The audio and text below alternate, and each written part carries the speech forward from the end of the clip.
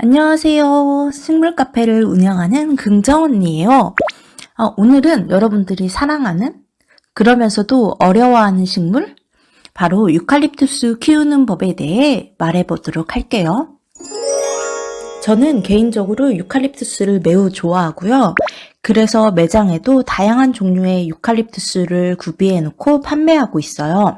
물론 개인적으로 집에서도 키우고 있답니다. 저희 가게에는 여러 종류의 식물을 판매하고 있지만 그 중에서도 유칼립투스는 인기가 매우 많은 식물이에요. 그렇지만 키우기 힘들어 손님들께 질문을 많이 받는 식물이기도 하답니다. 우선 유칼립투스에 대해 여러분들이 꼭 알아야 할 중요한 사항이 있어요. 그건 바로 유칼립투스는 환경 변화에 매우 예민한 식물이라는 점이에요. 예를 들어 만약 여러분이 겨울철에 유칼립투스를 베란다에서 케어하다가 갑자기 따뜻한 거실로 들이면 절대 안 됩니다.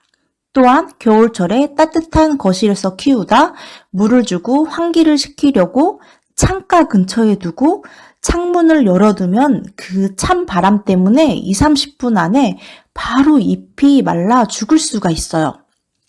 그 정도로 급격하게 변하는 환경 변화에 온도 변화에 민감한 식물이라 최대한 환경을 갑자기 안 바꾸는 게 중요해요. 그래서 가급적 물은 겨울철엔 따뜻한 낮에 주시고 환기도 그때 시켜주는 게 좋아요. 그럼 아무래도 찬바람이 덜 들어오겠죠? 낮에도 너무 바람이 차다 싶으면 창문을 열지 마시고 서큘레이터나 아니면 선풍기로 환기 혹은 통풍을 시켜주는 것도 좋습니다. 유칼립투스는 물주기가 상당히 중요해요. 물을 너무 말려도 안 되고 또 너무 많이 줘도 안 되기 때문이죠.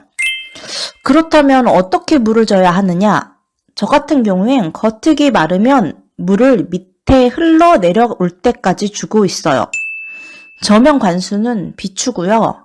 왜냐하면 물을 머금고 있는 시간이 길면 과습이 올 수 있기 때문이에요. 그렇다고 너무 흙을 건조하게 관리해도 안 돼요. 바로 잎이 마를 수 있기 때문인데요. 그래서 유칼립투스는 물 주는 타이밍을 잘 맞추는 게 중요해요. 봄, 가을에는 겉흙이 마르면 바로 물을 줘도 되지만 여름 장마 기간이나 환기가 어려운 겨울철에는 한두 마디 정도 들어갔을 때 물을 줘도 괜찮아요. 여행이나 오래 집을 비울 경우 등 피치 못할 경우를 제외하고는 화분 받침에 물이 고여 있게 하는 건 비추예요. 왜냐하면 유칼립투스는 뿌리에 물을 오래 머금고 있는 걸 싫어하기 때문이에요. 저는 잎에 분무는 하지 않고 있어요. 호주의 건조한 환경에서도 자라는 식물이니만큼 분무는 사실 필요하지 않아요. 유칼립투스는 분갈이에 예민해요. 제가 아까 환경 변화에 민감하다고 그랬죠?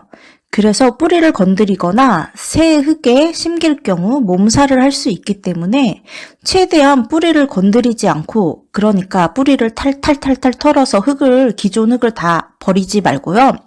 기존 흙을 그대로 연탄뜨기에서 심는 게 좋아요. 배수가 잘 되게 해주는 게 좋아요.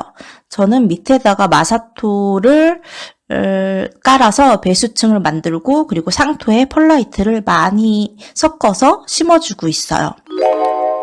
화분은 너무 큰 걸 사용할 경우 흙에 물이 머무는 시간이 많이 와서 과습이 올 수 있으니까 되도록 큰 화분 말고 딱 맞는 화분을 골라서 식재해 주는 게 좋아요. 야생으로 호주의 산에서 잘 자라는 식물이니만큼 강한 햇빛을 필요로 하고 통풍도 잘 될수록 좋아요. 그렇다고 실내에서 못 키우는 건 아니고요. 한국의 실내에서도 충분히 키울 수 있습니다. 다만 가급적 베란다에 두시면 통풍이 잘 돼서 더 좋다고 할 수 있어요. 그리고 유칼립투스는 의외로 추위에 강한 식물이며 겨울철 한국의 베란다에서도 춥잖아요. 베란다가 조금. 그래도 가뿐하게 겨울을 날 수 있어요. 마이너스 5도까지는 괜찮다고 하는데 조사한 바에 의하면 폴리아는 마이너스 15도까지도 괜찮다고 하네요. 사실 저도 호주에 살아봤는데 호주 역시 사계절이 존재하는 만큼 한국보다는 훨씬 안 춥지만 그래도 겨울에는 꽤 쌀쌀해요. 그래서 그런 날씨에서 밖에서 잘 자라는 걸 봤을 때 비교적 추위에 강하다고 할 수 있고요. 거실이나 베란다는 햇빛이 한번 유리를 통과해서 들어오지만 그렇기 때문에 되도록 가장 햇빛이 잘 드는 곳에 두시기 권장하고 있습니다. 그래서 저도 집에서는 햇빛이 잘 들어오는 베란다에서 케어하고 있고 매장에서는 햇빛 잘 들어오는 출입문 쪽에 둬서 손님들이 들어오실 때마다 나름 이렇게 환기나 통풍이 잘 되게 하고 있어요. 그러니까 강한 햇빛 좋고요. 그리고 환기나 통풍이 잘 되는 거 좋습니다. 사실 유칼립투스는 비료를 주지 않아도 돼요. 척박한 호주 노지에서 자라는 식물이니만큼 오히려 여러분들이 유칼립투스를 안 죽이고 잘 키운다고 주는 그런 과한 비료가 유칼립투스의 생장에 방해가 될 수 있어서 역효과를 낼 수 있거든요. 그냥 흙에 있는 영양분으로만으로도 충분히 잘 자랄 수 있으니 비료는 가급적 주지 마세요. 유칼립투스는 향이 좋은 식물로 알려져 있으며 그 향이 비염에 좋다고 알려져 있어요. 하지만 실제로 유칼립투스 나무를 구입해서 향기를 맡아보면 나지 않는 경우가 대부분이에요. 그래서 손님들도 향을 맡아보시고는 뭐야 향이 안 나는데? 하면서 실망을 하시는데요. 사실 유칼립투스는 그대로 향을 맡기보다는 가지를 자르거나 잎사귀를 자르면 향기가 진하게 나요. 그래서 그 화분 속에 있는 유칼립투스보다 꽃다발 속에 있는 잘린 유칼립투스의 향기가 더 좋은 이유기도 하거든요. 여러분들이 만약에 유칼립투스 향을 맡고 싶다 하시면 잎사귀를 뜯어서 좀 자른 다음에 한번 맡아보세요.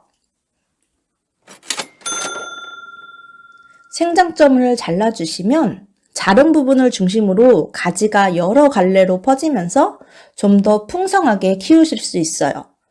외목대로 키우고 싶으시다면 어느 정도 원하는 높이까지 유칼립투스가 자랐을 때 맨 상단 그 윗부분을 잘라주시고 하단 부분의 장가지를 잘라주신다면 윗부분을 예쁘게 풍성하게 키울 수 있어요. 특히 동글동글한 폴리안 같은 경우에는 이렇게 외목대로 키우시는 분들이 꽤 계신 걸로 알고 있어요.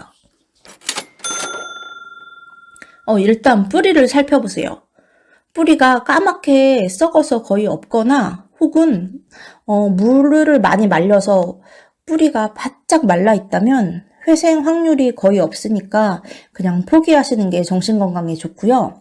만약 잎은 말랐지만 뿌리가 말짱하게 살아있다면 이게 다시 또 살아날 가망성이 많으니까 뿌리를 그대로 다시 심어두고 마른 잎을 잘라주세요. 저는 마른 잎을 자를 때 가지도 함께 좀 다듬어서 잘라줬거든요. 그랬더니 약 보름에서 한 달쯤 지나서 다시 새 잎이 나고 살아났어요. 실제로 제가 경험한 거예요. 잎이 다 말랐다고 버리지 말고 꼭 뿌리를 먼저 확인해 보세요. 자, 지금까지 유칼립투스에 대해 알아봤는데요. 키우는 법만 들어도 너무 복잡하다, 나 싫어 하시면서 지레 겁을 먹고 포기하시는 분들이 계실 것 같아요. 저도 처음엔 시행착오를 겪으면서 몇 번 유칼립투스를 죽였는데요.